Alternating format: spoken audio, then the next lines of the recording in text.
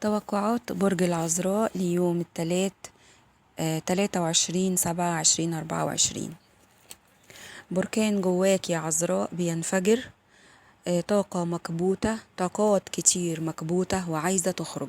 بس الطاقات دي والبركان دي مش حاجة وحشة، دي خبرات ومواهب عايزة تطلع، وانت هتستغلها وتشغلها صح ان شاء الله.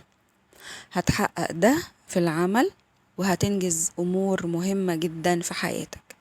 طبعا كانت متعطلة، كان في حد معطلك أو ظروف معطلاك، هتبتدي تحقق اللي انت عايزه واحدة واحدة بإذن الله. أبواب رزق كتير وجبهات كتير، طاقات كتير، كلها مفتوحة لك يا عذراء. ركز واختار الأنسب ليك. عندك دعم جامد جدا من المحيطين بيك، مش شرط يكون الدعم مادي بس، في دعم مادي ودعم معنوي.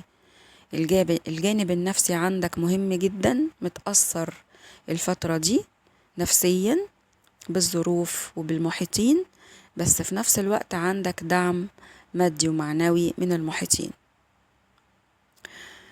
عوض ربنا جايلك كتير في الطريق، وهتتصدم من عطاء ربنا ونصرته ووقفته جنبك.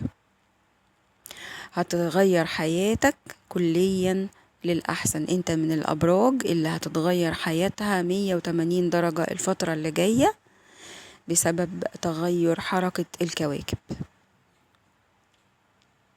مشاريع كنت مأجلها زي ما بقولك بسبب عكوسات أو تعطيلات، بسبب الظروف المحيطة بيك أو أشخاص معينة في حياتك.